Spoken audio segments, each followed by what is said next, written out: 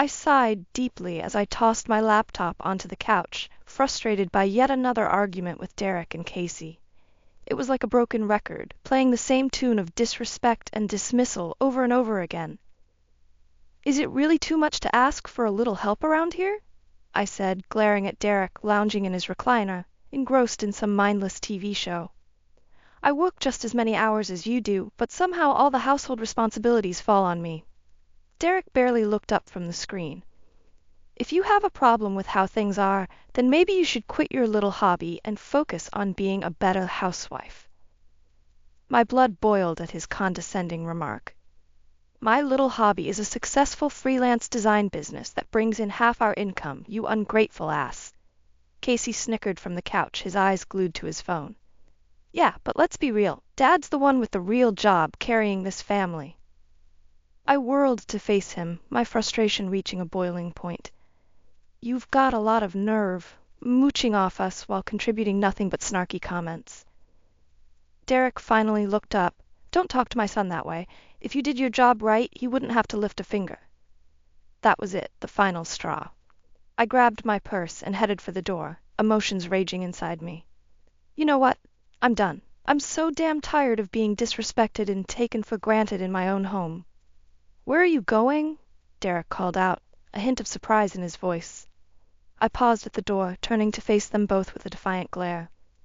"Somewhere I'm appreciated. Don't bother calling until you've learned to value everything I do for this family."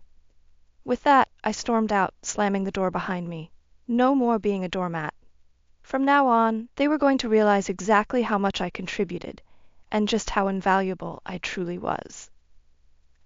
I pulled into the parking lot of the Bluebird Motel, a small establishment on the edge of town. It wasn't the Ritz, but it would serve its purpose, providing me a quiet refuge to work and gather my thoughts after that disastrous argument.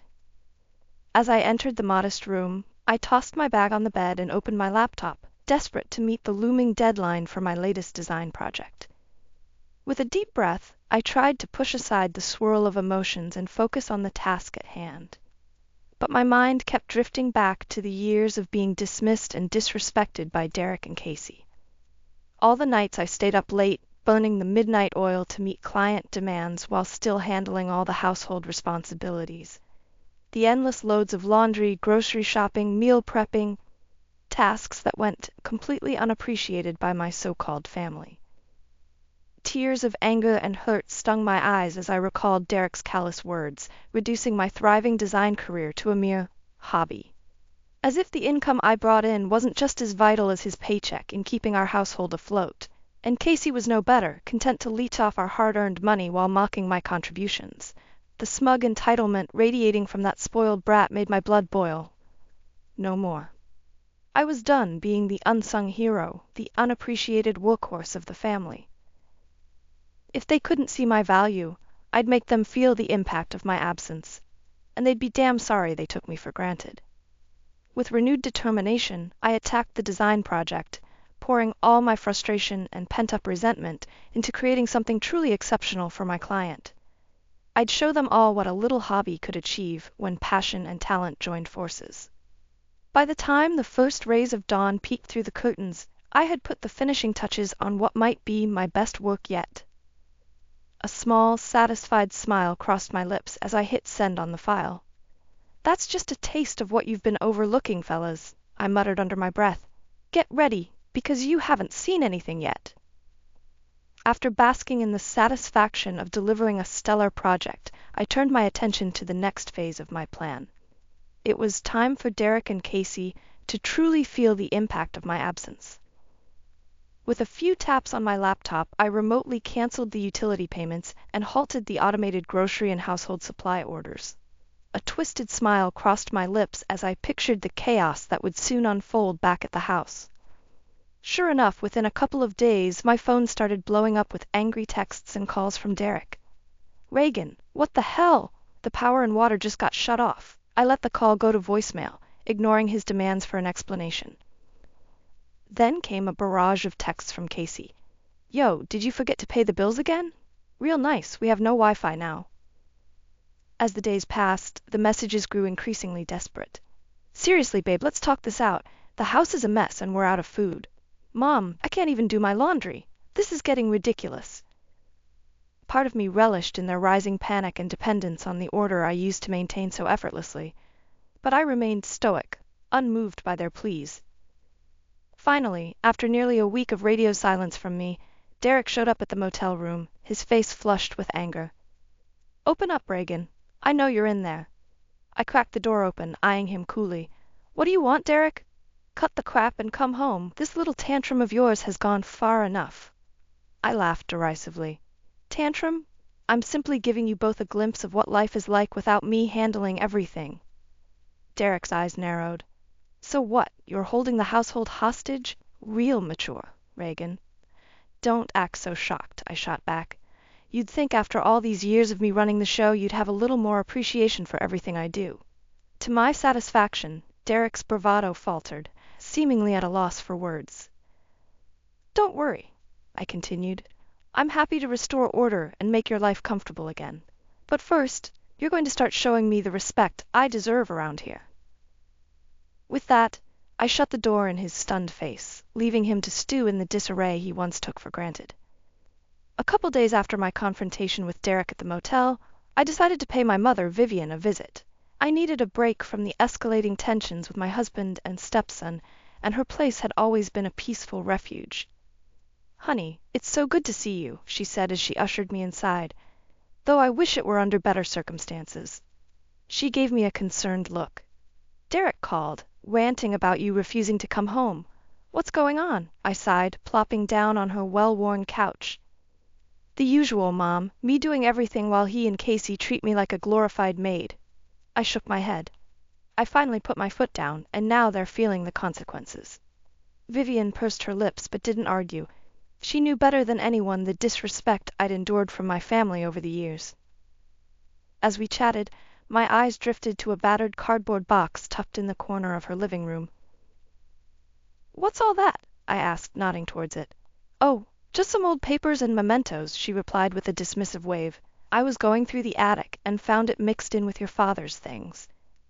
My curiosity was piqued, and I rose to take a closer look. Vivian didn't object as I began sifting through the box's contents, a jumbled assortment of letters, receipts, and other documents. That's when I spotted it, a stack of banking statements and overdue notices from several credit card companies, all addressed to Derek. "Mom, what is all this?" I asked, a sinking feeling in my gut. Vivian peered over my shoulder at the papers.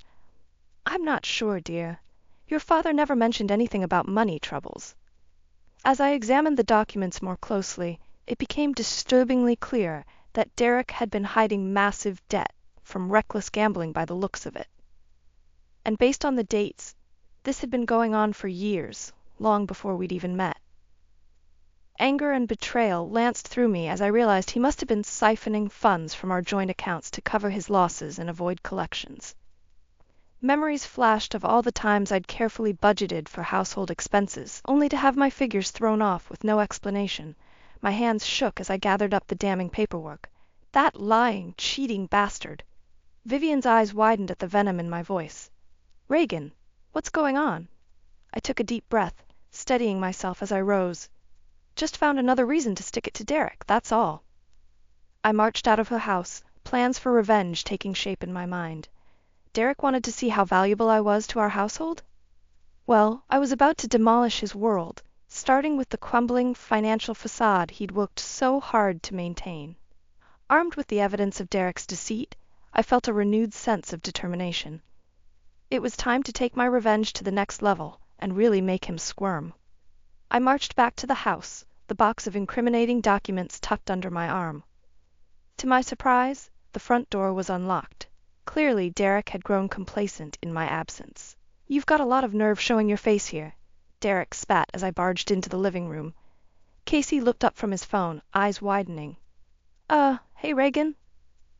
I ignored them both, dropping the box onto the coffee table with a thud. "You want to know why I've been refusing to come home? Take a look." Derek frowned as he riffled through the papers, but his expression quickly morphed into one of horror. "Where did you get these?" he hissed. "Oh, from your stash of secrets you've been hiding all these years," I countered.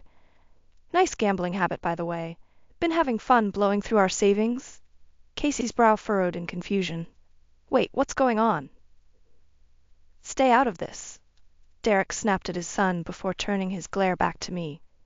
You had no right going through my private affairs. I scoffed loudly. Private affairs? You mean the affairs you've been keeping from me while draining our accounts behind my back? Realization seemed to dawn on Casey's face as he looked between us uncertainly. Derek, meanwhile, had gone pale. Seizing the opportunity, I pressed on. Here's the deal. Either you shape up and agree to some serious counseling to work through this massive betrayal. I let the words hang in the air as Derek clenched his jaw, or I take these papers and every shred of evidence about your reckless behavior public. For a moment, Derek seemed to weigh his options. His jaw twitched as his gaze flickered between me and the documents. You're bluffing, he finally said, though his tone lacked conviction. Am I? I challenged, stepping closer until I was nose to nose with him. After all these years of me covering for you, playing the dutiful wife while you ran around like a selfish child, I'm done with your crap, Derek. It's time to face the consequences. Derek opened his mouth to respond, but seemed to think better of it. A tense silence stretched between us, the air thick with unspoken anger and resentment. Finally, Casey cleared his throat. Maybe you guys should just, go to that counseling thing? His expression was almost pleading as he looked imploringly at his father. Derek's nostrils flared, and I could see the war raging behind his eyes, pride battling pragmatism. With a decisive sneer, he seemed to make his choice. Forget it, he spat, whirling on his heel and storming out of the room, leaving a stunned Casey gaping after him. A cold smile crept across my lips. If Derek thought this was the end, he was sorely mistaken. I was just getting started. Derek's obstinate refusal to face his issues and attend counseling was the final straw. If he wanted to cling to his misguided pride, so be it, but he wouldn't be dragging me down with him any longer. It was time to expose him for the deceitful, reckless man he truly was. I spent the next few days meticulously gathering evidence, documentation, and personal accounts that portrayed Derek's shameful behavior. With a little creativity and some slick graphic design work, I crafted a damning expose that left no room for doubt regarding his gambling addiction and shady financial dealings. Finally, I took to social media and various community forums, blasting out the incriminating compilation far and wide. Within hours, the reactions began pouring in. Oh my God, I had no idea the Moros were dealing with this. Derek always seemed like such a stand-up guy. This is horrible. How could he do this to his wife and family? Disgusting. I watched with grim satisfaction as Derek's meticulously crafted public image crumbled in the wake of his hidden indiscretions being aired for all to see. But I didn't stop there. No, Derek's humiliation would be complete. Leveraging my finely honed marketing skills, I launched a promotional campaign for my design business that highlighted my personal journey of perseverance and self-empowerment. Inspirational graphics, uplifting messaging, and carefully selected testimonials from clients painted a portrait of the talented, resilient woman I was, in stark contrast to the disgraced scoundrel I'd endured for far too long. Within days, my social media was ablaze with an outpouring of support and admiration. New business inquiries flooded my inbox, and my following skyrocketed as people rallied behind the heartwarming story of my professional triumph over personal adversity. Amidst the whirlwind of attention, I received a call from Derek. His voice was low, seething with impotent rage. "You're ruining me," he growled. "Is that what you want? To see your husband lose everything while you bask in the spotlight?" A cold smile crossed my lips as I reveled in his pain. "I want the world to see the truth about who you really are," I replied evenly. "As for me, I'm simply rising from the shadows you kept me trapped in and shining a light on my own worth."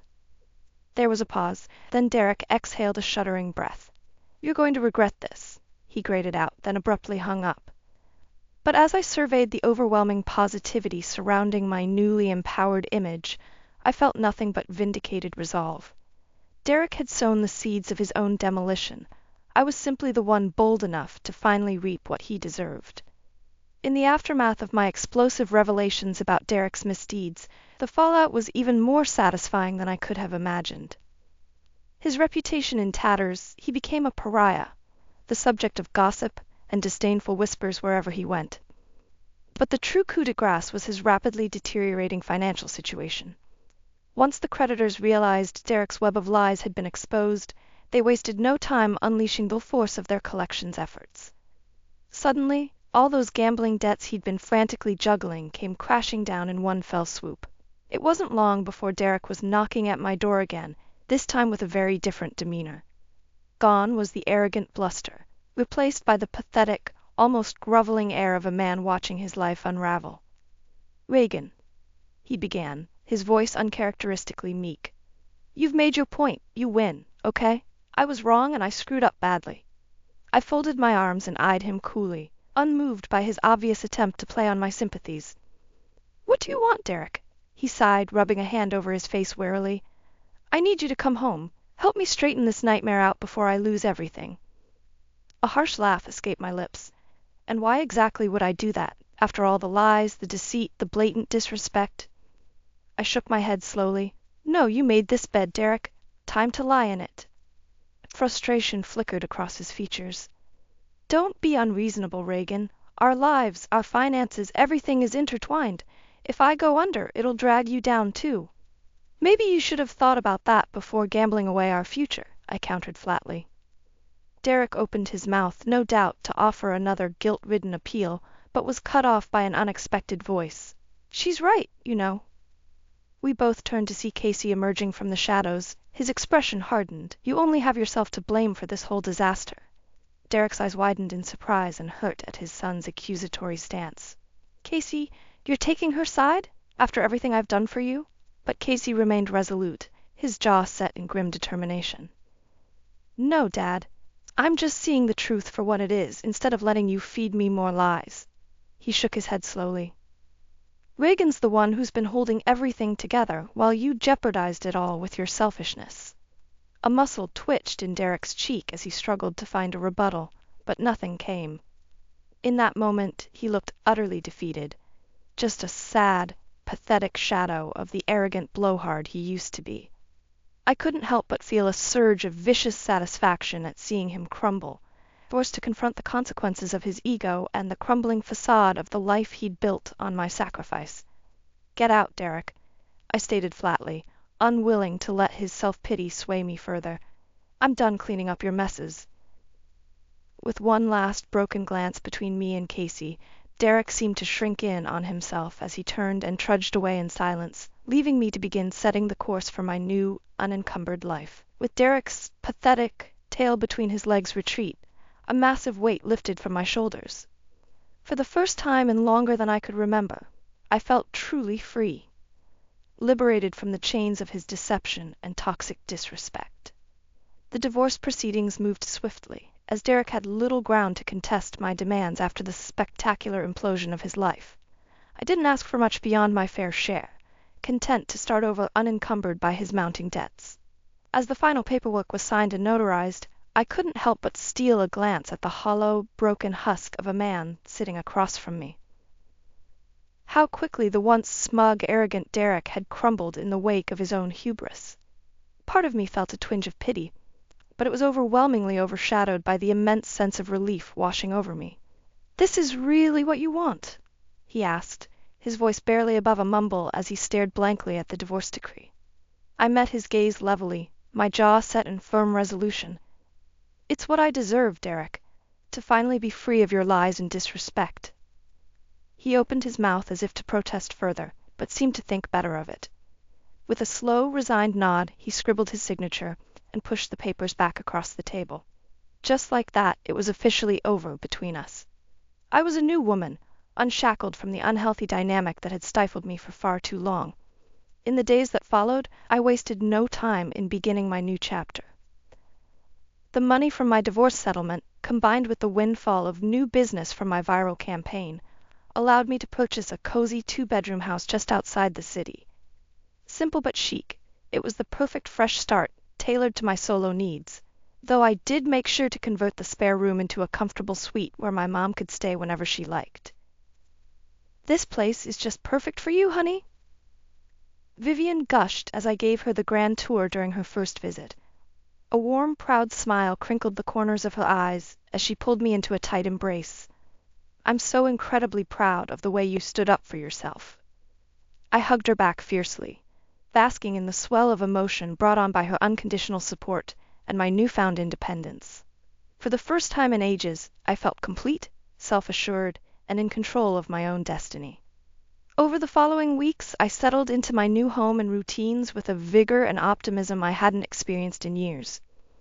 Each morning, I'd wake up energized, ready to dive headfirst into a new slate of exciting design projects and business opportunities.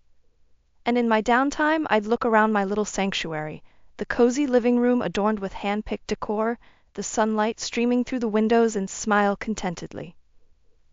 This was my hard-earned reward, a tangible manifestation of the strength and resilience I never knew I possessed. The old Reagan, who meekly accepted disrespect in the name of keeping the peace, was gone forever. In her place stood a self-assured woman who understood her immense value and self-worth. A woman who refused to spend another day in the shadows of an ungrateful partner. And as I reflected on the tumultuous journey that led me to this new beginning, I silently vowed to never let anyone or anything dull that inner fire again.